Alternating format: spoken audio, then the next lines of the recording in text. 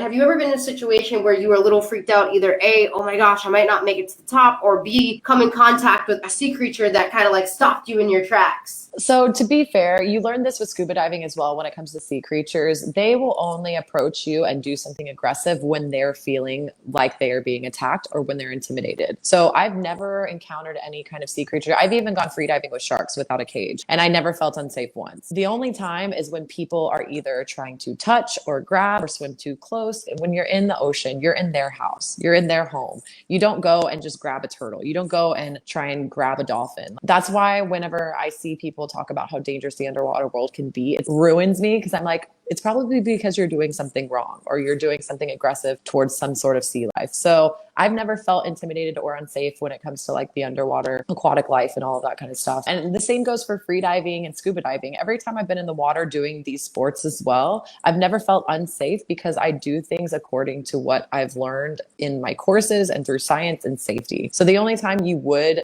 get in a tricky situation is if you're doing something against the rules or what you've learned. So safety is a really big thing when it comes to free diving, because people do lose their lives doing it. But when they're doing that, it's usually when they put themselves in stupid situations or doing things against what they've learned rule wise. How do you prepare to do this deep sea dive? Like, how do you get into that meditative state? Do you train at home while you're in bed? How do you hold your breath? Do you practice in the shower? I guess there has to be some, I would assume, some level of training your breath in the meditative state before even getting into the water. Yeah, there's so many different ways to do it. Honestly, you can do it. They do the above ground dry static, which is basically different intervals of breathing and holding your breath, essentially, where you do a very short period of time where you're breathing out, breathing in, and holding. There's different applications like the apnea app that you can download that help you with this type of training.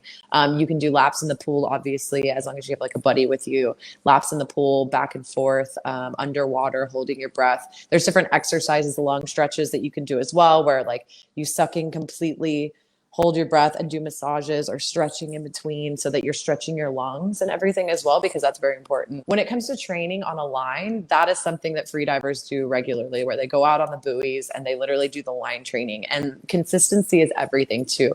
For example, I had a friend that didn't even know how to swim in Egypt, in Dahab, and he was like infatuated with these freedivers. He just thought it was the coolest thing in the world. And I was like, let's get you in the water. And he did his level 1 certification, Maljanov certification, didn't hit his mark. He couldn't even get past the 10-meter mark. And he was like, let me just come out with you. And then he met another freedive instructor that he went out with more consistently, was going out every single day. And within a month, he went from not being able to dive like 20 to 30 feet to being able to go, surpassing me, going 40 meters, which is what, 120 feet. So like consistency is key. And that's over a month of time of training on a line. There's a million different outlets of learning how to hold your breath longer or stretch your lungs or go deeper or learn better equalization. It's just about consistency. While doing your exploring, whether it be scuba, snorkeling, or free diving, have you come across any like, hidden treasures or shipwrecks or anything like that? And if so, what was that experience like? Yeah, so I've actually done a lot of free diving and scuba diving. Well, only scuba. So I just learned how to scuba dive in Egypt. I was terrified. Go figure. I was terrified of having all that gear on me and being able to breathe underwater over having to hold my breath and going 100 feet, which is really backwards, I feel like. But I did a few shipwrecks in the Philippines, free diving back in like 2018 or 19. We swam around a few really cool shipwrecks. I've free dove in Bali around a few shipwrecks and actually underwater art gallery type things as well, with like huge statues and like little scooters underground where you can take photos and stuff. And then I've also done scuba diving actually at the border of Israel and Egypt, where we did this 3 or 4 dive excursion to a shipwreck and a couple of other things. And it was absolutely incredible. And I feel very, very, very grateful that I've been able to dive in some of the coolest places around the world. It's like, yeah, it's insane. I know, again, you travel a ton and you have probably explored numerous oceans. And it's awesome because some people never get to probably experience an ocean ever in their life. So for you to be able to not only travel the world and experience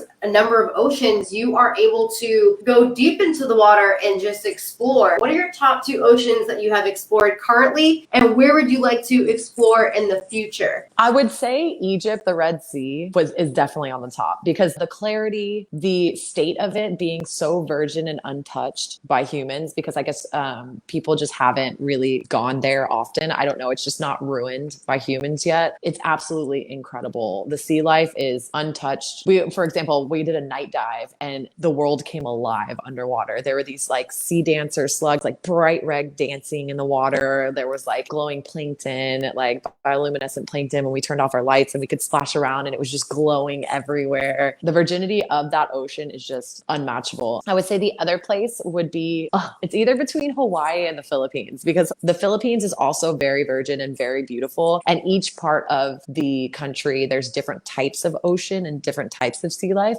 because all the islands are so different. The different climates in between, I think, change up why the oceans are so different, and the clarity and the sands and the sea life is, it's unmatched. But Hawaii is also just like bath water. It's just swimming in just the most beautiful clarity. So it's between Egypt and the Red Sea, the Philippines, and Hawaii.